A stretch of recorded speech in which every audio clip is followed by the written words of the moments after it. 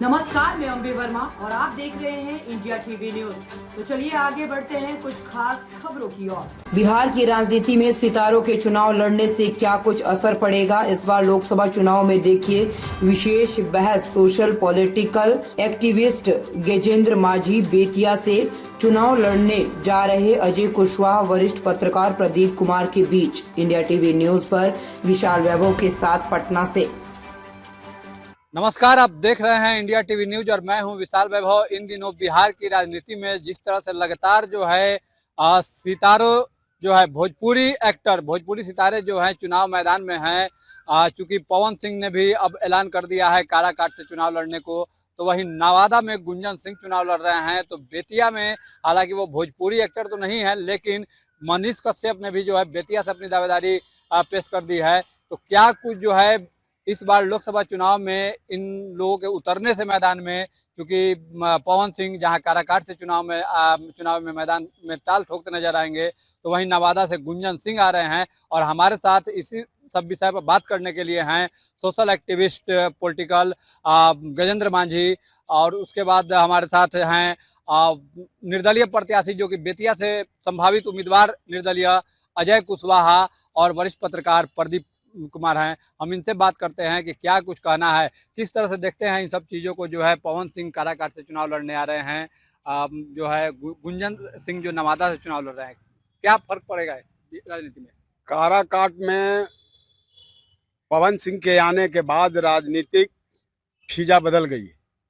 2.25 लाख सामाजिक समीकरण में जाइएगा तो वहाँ राजपूतों की वोट 2.25 लाख है। यदि वह निर्दलीय के रूप में पवन सिंह काटते हैं तो भाकपा माले के उम्मीदवार राजा राम सिंह है, वो चुनाव जीतेंगे और उपेंद्र कुशवाहा हारेंगे, ये मेरी दावा है। यानी कहीं ना कहीं उपेंद्र कुशवाहा के लिए एक चुनौती होगी। हाँ, एकदम उपेंद्र कुशवाहा अब जीत ही नहीं सकते हैं काराकाट में चुनाव, ये मेरी अपनी सामाजिक समीकरण के तहत यह दावा है। हमारे साथ अजय कुशवाहा भी हैं। कितना सहमत हैं गजेंद्र जी के बातों से, जो कि इन्होंने कहा कि उपेंद्र कुशवाहा जीत नहीं पाएंगे पवन सिंह के चुनाव लड़ने से? बिल्कुल सही बोले, लेकिन पवन सिंह उतना वोट नहीं काट पाएंगे, क्योंकि जो बीमारी भाजपा का बीमारी पड़ा हुआ है धर्म के नाम पर, वह उतना नहीं काट पाएगा। यह भी कटु सत्य है। जीतना तो माले के ही उम्मीदवार को है, पहले भी और अभी भी। अब यही है, मार्जिन बढ़ जाएगा, मार्जिन अब ज्यादा बढ़ जाएगा। उपेंद्र कुशवाहा को हारना वहां कन्फर्म था, क्योंकि कुशवाहा वोट उनको देने नहीं जा रहा है, ये पहले से तय है। क्योंकि कुशवाहा समाज को जितना क्षति उपेंद्र कुशवाहा ने दिया है, समाज को बरगलाने का काम किया है, आज इधर कल उधर परसों उधर। पलटू राम तो पलटू राम है, लेकिन उससे भी ज्यादा पलटू राम है उपेंद्र कुशवाहा। 2004 से इनका शुरुआत करेंगे तो साफ दिखाई देता है कि समाज को छलने का काम किया तो उपेंद्र कुशवाहा ने। कुशवाहा का ठेकेदार तो सभी बन जाते हैं, लेकिन कुशवाहा के लिए नहीं, औरों के लिए, अपने स्वार्थ के लिए दूसरों को फायदा पहुंचाता है। समाज को हमेशा डार्क में रखा है, पीठ में छुरा भोंका है समाज के ऊपर। आप जहां से निर्दलीय नामांकन करने वाले हैं बेतिया लोकसभा सीट से, वहां पे मनीष कश्यप की उम्मीदवारी है, तो कितना वहां राजनीति में असर पड़ेगा, चुनाव में असर पड़ेगा? हमको कोई असर नहीं पड़ेगा। वह असर पड़ेगा तो कांग्रेस और भाजपा को, हमको क्या असर पड़ेगा? तो 40 लोकसभा सीट में आपने बेतिया का ही चयन क्यों किया? हम इसलिए कि वहां काम किए हैं 12 साल, हम नस नस से वाकिफ हैं। हम कांग्रेस के कार्यकर्ता के रूप में वहां काम किए थे, हम नस नस से वाकिफ हैं।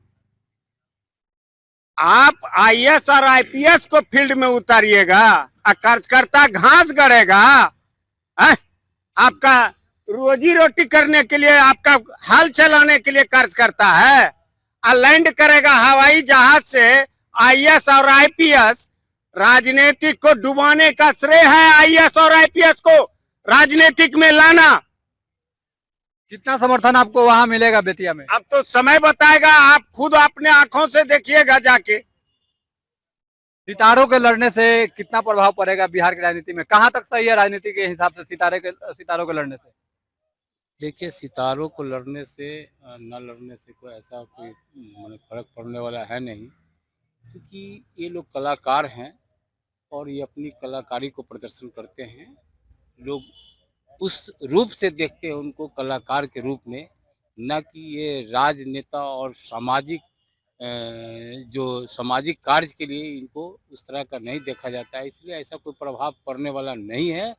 और जनता ये माइंड सेटल कर लिया है कि हमको किस ओर किस किस जो सामाजिक न्याय की बात करें या सामाजिक का समाज के लिए बात करें, हमारे देश के लिए बात करें, हमारे राज्य के लिए बात करें, उसके जो सबसे बड़ा है बेरोजगारी, शिक्षा और स्वास्थ्य, जो इसकी बात करेगा, जनता उसके साथ होगा, ना कि कोई किसी तरह के कोई कलाकार हो या कोई भी कलाकार आए, ऐसा कोई बात नहीं है कि उसके पक्ष में ही लोग कहा जा रहा है नवादा से गुंजन सिंह चुनाव लड़ रहे हैं और विवेक ठाकुर को इससे कहीं ना कहीं नुकसान होता दिख रहा है, कितना नहीं, समझ? ठीक है, गुंजन सिंह चुनाव लड़ रहे हैं, ये बात सत्य है। उनका भी अपना एक अधिकार क्षेत्र है और वो चुनाव लड़ रहे हैं, अच्छी बात है। मगर फिर भी प्रभाव तो पड़ेगा ही, चूँकि गुंजन सिंह हैं और विवेक ठाकुर जी हैं, तो इन लोगों का जो समीकरण वोट का समीकरण है, उससे तो ध्रुवीकरण होगा ही और उससे तो विवेक ठाकुर का क्षति पहुँचेगा ही। क्षति पहुंच जाएगा विवेक ठाकुर को। हाँ, क्या लगता है सर, अभी जैसा कि वरिष्ठ पत्रकार प्रदीप जी ने बताया कि नवादा से गुंजन सिंह जिस तरह से चुनाव लड़ने जा रहे हैं तो विवेक ठाकुर को क्षति होगा। आपने काराकाट के बारे में बता दिया पवन सिंह के चुनाव लड़ने को लेकर कि उपेंद्र कुशवाहा वहां से हार सकते हैं, तो नवादा के बारे में क्या कहेंगे? नवादा का जो सामाजिक समरण समीकरण है और जो उस नवादा की स्थितियां हैं, मान लिया एनडीए के विरोध में या एनडीए के वोट काटने के नियत से गुंजन सिंह, लेकिन महागठबंधन के वोट काटने के नियत से विनोद यादव भी वहां खड़े हैं, जो एमएलसी भी हैं वो। तो नवादा के बारे में कहना बड़ा मुश्किल है कि ऊंट कौन करवट बदलेगा, ये अभी भेग में है, लेकिन कुछ दिनों के बाद वह भी साफ हो जाएगा कि विवेक सिंह जीतेंगे कि श्रवण कुमार जीतेगा। अभी देखते जाइए, 2-4 दिन और बीतने दीजिए, चीजें स्पष्ट हो जाएगी। लेकिन मेरी उम्मीद है कि गरीब गुरबों की, दलित महादलितों की वोट इस बार पोलिंग का जो पैटर्न और कंसर्न है, कोई निर्दलीय उम्मीदवार है जो आपके नजर में आपके हकूक की बात करता है, उसको वोट दीजिए। नोटा दबाना कहाँ, मतलब फिर तो विकल्प निकलेगा नहीं कुछ। अब फरिया लेगा दोनों गठबंधन।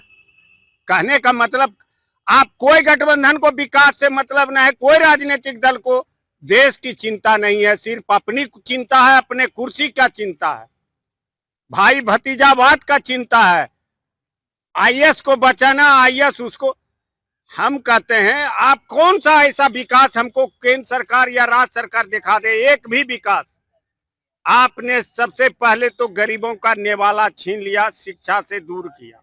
तो मतदाता को क्या कहेंगे, बस आखिर में एक सवाल। मतदाता से एक ही चीज कहना है कि आपके हकूक की लड़ाई लड़ने वाले को साथ दीजिए।